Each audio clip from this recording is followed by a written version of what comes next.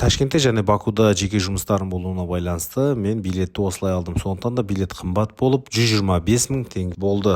Сондықтан да әрқайсыңыз әр жерден баратын болсаңыздар арзан уақытты белгілеп алуларыңызға болады. Бакудан Жидда қаласына келдік.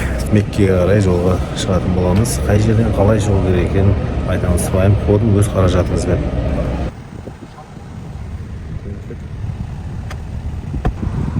Біздің қонағы Снот Аль-Худа адам алып, виза 90 күндік туристский. Bir жылдың ішінде кіріп шыға бересіздер. Оғанда $100 арыз берсе. Мына сағаттың алдында.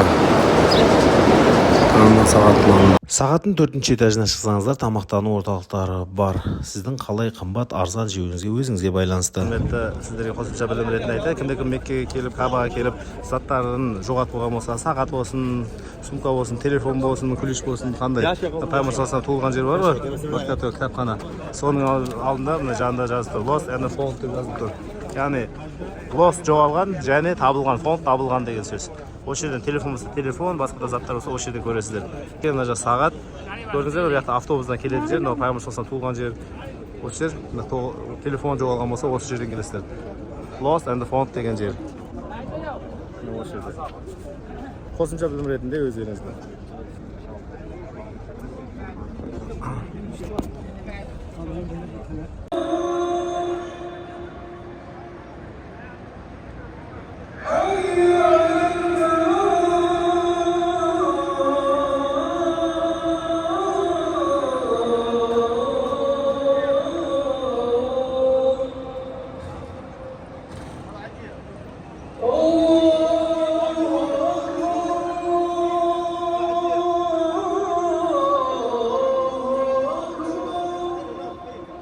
Құрметті Мекке қаласына келушілер, мына сағат бар ғой, сағаттың астында сары жаңа сағат бар, екінші сағат.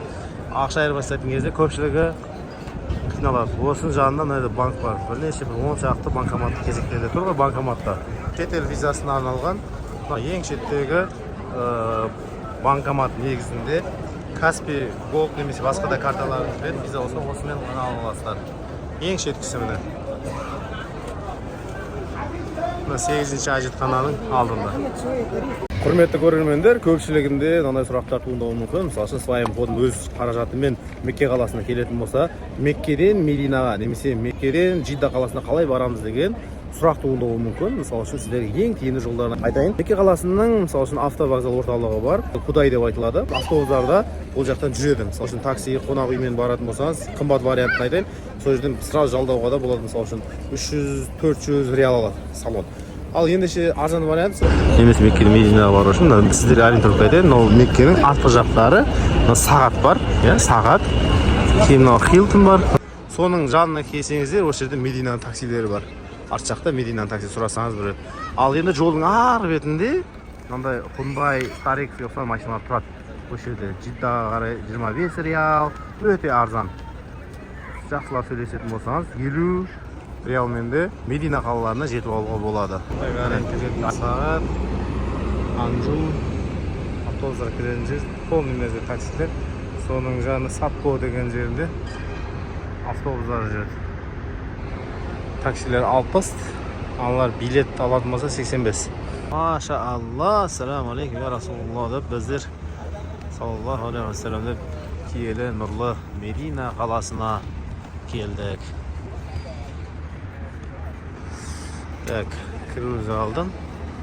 Қарай Истанбул кіріп тамақтануды жөн санадық.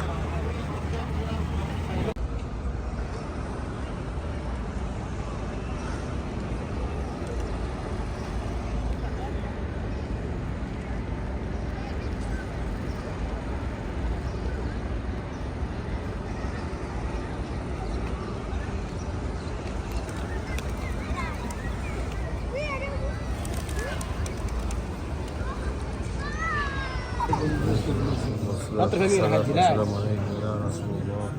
السلام عليكم يا سيد. تكلم معاك تتحرك. السلام عليكم يا رسول الله. تحرك هنا لحد هنا. شوي تحرك يا زايد. السلام عليكم يا ابو بكر. السلام عليكم يا عمر. Так, құрметті достар, Медина қаласынан Меккеге бару үшін Мына жақта пайғамбар саллаллаху алейхи вассаламның мешіті бар. Мынау жалғызына көпір бар. Өткен кезде Билал радиаллаху анхудың мешіті бар мынау. Ориентировка. Мына жақ қарай базар, білесіздер, қазір ремонт болуына байланысты. Меккеге бару үшін дәл осы жерден жүресіздер. 60 риалдан. Медина қаласы Мекке қаласымен салыстырғанда қонақ үйлері және басқа да тамақтары қымбаттау болып келеді. Құрметті көрермендер, егерде ақша жағынан жеңілдеу вариант қарайтын болсаңыздар, хостел немесе ұзақ мерзімге квартира қарастыруға болады. Құрметті көрермендер, Медина қаласына дәл осындай автобустар көрсеңіз 85 риал төлейсіз. Бүкіл қаланың саяхаттап, Ухуд тауындағы, сонымен бірге Қыблатайн мешіті, Құба мешіттеріне саяхаттап, құрма уақыттарына Мединадағы қызықты тарихи жерлерге саяхаттайды. Мешіт арт жағынан келіп, осылай қосылсаңыздар болады. Яғни ішінде наушникпен отырады. Сіз үрду тілінде, түрк тілінде, ағылшын, малайский, араб тілінде, неміс, қытай өзіңіз таңдап аласыз. Сөйтіп наушникпен тыңдап кете бересіз тарих. Міне пайғамбар саллаллаху алейхи вассаламның мешітінің артқы жағында аэропортқа такси жалдап жүрмеңіздер. Дәл осы жерде 400 деген автобус бар. Яғни мына Ухуд тауы көріп жатқандарыңыз, Ухуд тауы, соның 400 деген бар. 24-те 7, 11-12 риалмен аэропорттың алдына дейін барады. Шығындалмай сөйтіп барсаңыздар болады. Бұл әрине сіздер үшін бір пайдалы болған бір құндылық үшін, фисабилlah, Аллахтың разылығы үшін білген нәрсемізді сіздерге айтып жатырмыз. Достар, Мединадағы Абдулазиз, King Абдулазиз аэропорты. Мына жақтан шықсаңыздар, сәл жүрген кезде мешіттің жанына 400 деген автобустар жүреді. 11,5 риалдан жеткізіледі. Своим ходом келген кезде зам-зам алу үшін Медина аэропорты.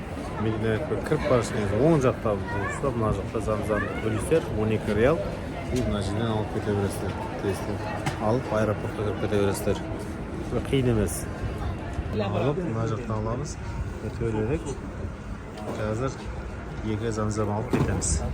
Құрметті достар, Мединадағы аэропортта жалғыз мешіт бар, ориентир ретінде. Сол жерде міне мынаның жанына қарасаңыздар, ана жерде кассадан төлейсіздер и содан кейін жанынан ала бересіздер. Міне своим ходом өшесіздер, кіріп кете бересіздер, сөйтіп елігеріңізге ұшып кете бересіздер. Барлық мәліметтерді айтып жатырмыз. Бізде міне алдық. Бәрін айтып жатырмыз қолдан келгенше. Білген нәрсеңізді біреулерге айтыңыздар. Мұсылмандар үшін пайда беруі мүмкін. Каналыма тіркеліп алыңыздар. Сонда пайдалы мағлұматтарды бірінші көретін боласыздар. Сіздермен байланыста болған Алишер Сапарбекұлы. Сау, саламатта болыңыздар.